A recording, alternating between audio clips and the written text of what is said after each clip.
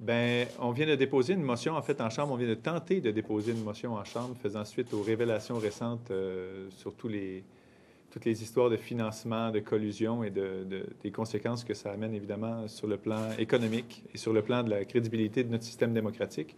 Malheureusement, la motion a été rejetée. Le gouvernement a refusé d'en débattre. La motion demandait simplement que l'Assemblée nationale examine la possibilité d'instaurer un système de financement des partis politiques qui soit public. Actuellement, on le sait, il y a des donateurs privés qui, évidemment, lorsqu'ils se regroupent et donnent de grosses sommes, s'attendent à des retours d'ascenseur, et on l'a bien vu. Avant, c'était des allusions. Maintenant, il y a des accusations et des arrestations. Donc, il est grand temps au Québec qu'on se dote d'un système de financement des partis politiques qui soit public et qui ne fasse plus de place aux donateurs privés pour avoir des retours d'ascenseur.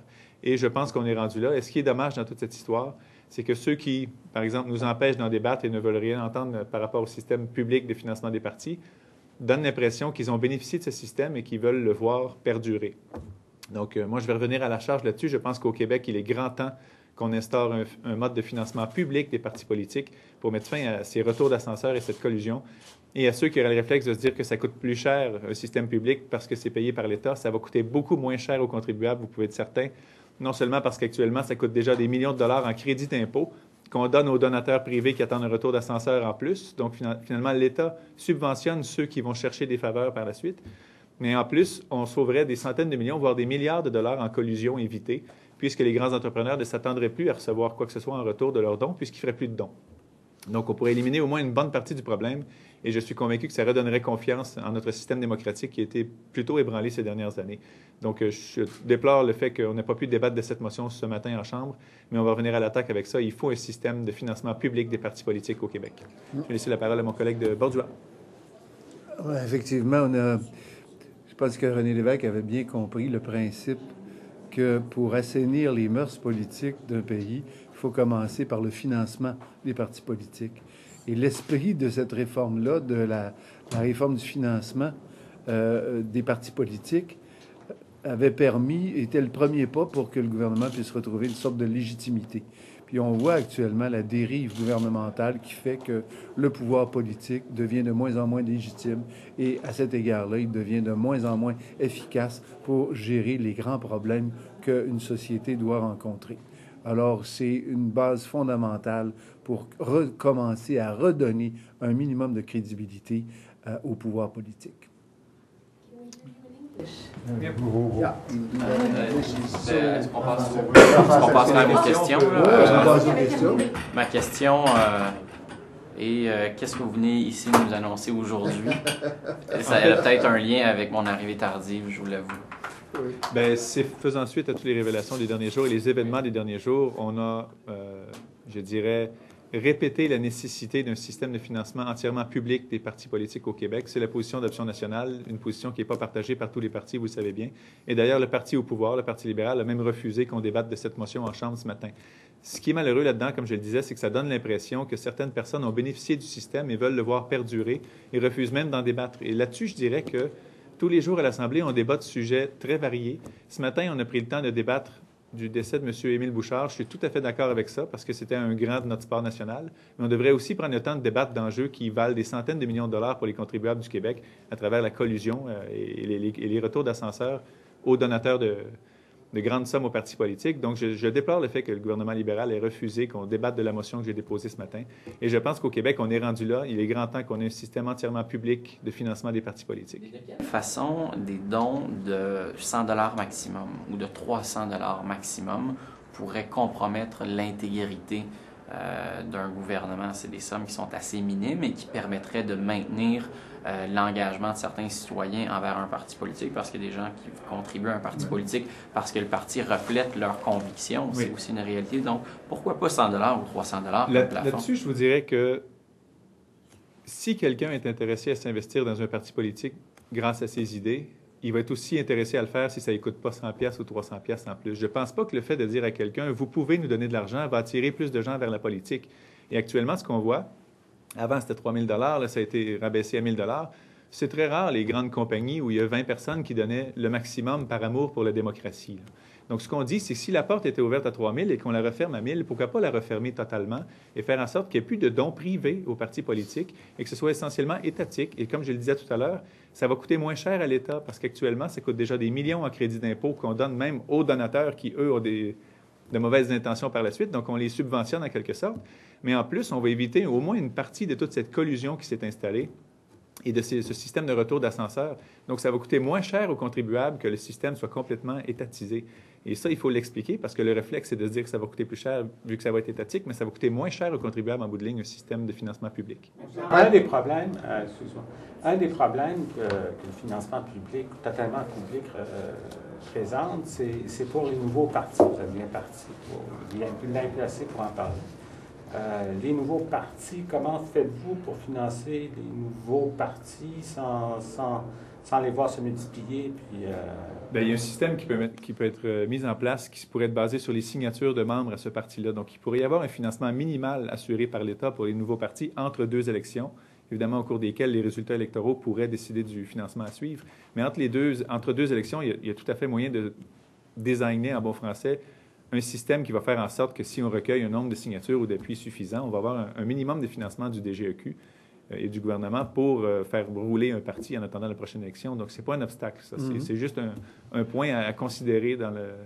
Ça rendrait illégal toute autre forme de financement. Donc, c'est comme... on est rendu, je pense, au moment où il faut être ultra moraux si on veut essayer d'avoir une chance de redonner un peu de crédibilité. René Lévesque l'avait bien compris. Sa première réforme, ça a été celle-là.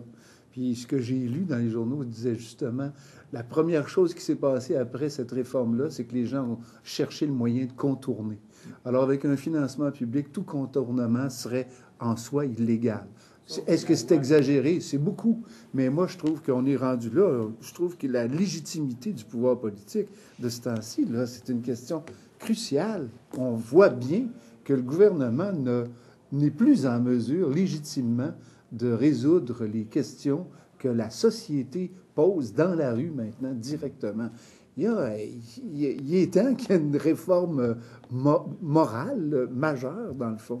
La loi de René Lévesque parlait de financement populaire, cependant. Oui, elle parlait de financement populaire. C'était son nom. Donc, c'était pour assurer un financement populaire des partis. Là, mais c'était aussi pour réduire l'influence des caisses occultes à l'origine. À l'origine, c'était pour éliminer les caisses occultes, donc il a gardé le financement populaire, mais force est de constater, comme Pierre le disait, qu'il y a des contournements beaucoup trop faciles à cette loi-là. Savoir est-ce qu'on garde 20, 50 ou 100 $, c'est peut-être un peu futile comme débat de base, mais je pense que le financement vraiment public, on est rendu là, puis ça éliminerait toute possibilité, ça fermerait la porte complètement aux dons privés qui s'attendent à avoir un retour. Puis ça forcerait aussi les membres des différents partis à cesser de s'occuper de financement constamment. Parce que c'est une préoccupation dans tous les partis. Là, chacun doit... On le sait, au Parti libéral, ça va loin. Là, les ministres, c'est 100 000. Mais on a tous des objectifs, quand on est député, d'aller ramasser. Et ça nous met dans une relation très étrange, où là, une partie de notre activité consiste à organiser des gestes, poser des gestes politiques en vue d'obtenir un financement. Il y a comme une dérive, là.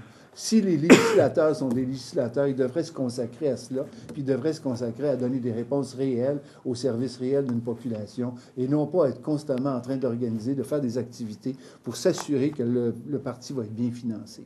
Je trouve qu'il y a une dérive dans le travail même des députés, puis il y a un amoindrissement du travail qui est lié à la fonction de ramasseur de fonds. La prochaine campagne électorale risque d'être financée en partie par l'argent de la collusion et de la corruption. Quel impact ça peut avoir sur les électeurs, sur l'opinion publique, tout ça? Bien, l'impact négatif peut être un désabusement encore plus fort qu'en ce moment de se dire que rien n'a changé puis que c'est d'aller voter pour du pareil au même. Et avec le plan Nord qui s'en vient, on peut être certain que ceux qui avaient le réflexe malsain de s'attendre à un retour d'ascenseur ont là une immense occasion d'affaires, entre guillemets, pour continuer ce système-là. Et le programme des infrastructures des dernières années a été un bon exemple aussi où c'était des occasions qui se multipliaient. Le plan Nord arrive. Donc, il faut mettre ça en place au plus vite. Selon le contexte, ça urge encore plus. Une dernière vite. Votre parti, combien d'argent avez-vous amassé jusqu'à date C'est dans les dizaines de milliers de dollars. C'est loin d'être dans les millions. C'est essentiellement des dons de 5, 10, 20 dollars de nos membres. Donc, il n'y a aucune firme, par exemple, qui nous a donné 20 000 dollars d'un coup et il n'y en aura jamais, je peux vous le garantir. C'est pas ma question, mais est-ce que vous n'estimez pas que le fait qu'il y ait eu plusieurs petits contributeurs, je crois, à votre parti, ne pourrait pas être interprété comme étant justement la preuve que le financement, si on le plafonne ou si c'est seulement des petites contributions, ça peut être utile? C'est moins grave, évidemment, qu'une firme qui pourrait le faire dans un dessin malhonnête, disons.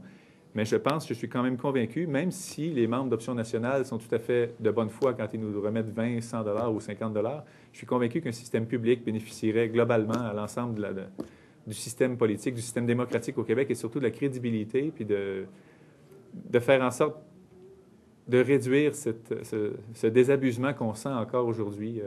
Ça ne va pas partir tout seul. Il va falloir qu'il y ait des gestes posés. Et je pense que, par exemple, de mettre des élections à date fixe, d'inclure un peu de proportionnalité dans le système d'élection et de faire un financement 100% public, ça fait partie de la solution.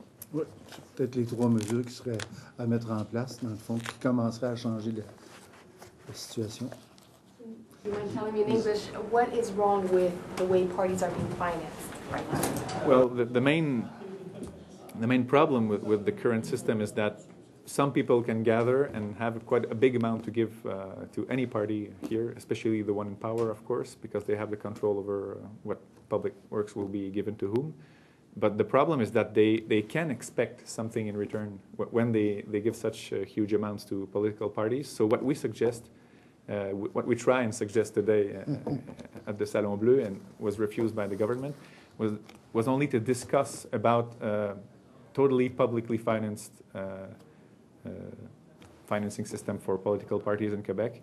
And I think we're there now in Quebec. People are more and more disillusioned with the system currently, and we need to have concrete measures in place to give them confidence in their system again.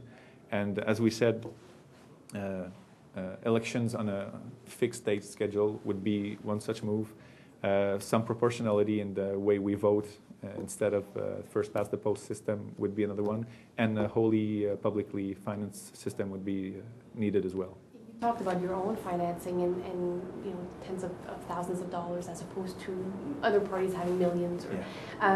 Do you think though that the reality is that the parties do need a lot of money, and how would we raise that much money other ways? Yeah, they do need a lot of money, and most of their money right now comes from the DGEQ. So there's part of the system which is publicly financed through tax breaks right now, or tax deductions. When you give money to a political party, you can have, in some cases, 85% of your money back from the government when you fill in your tax returns.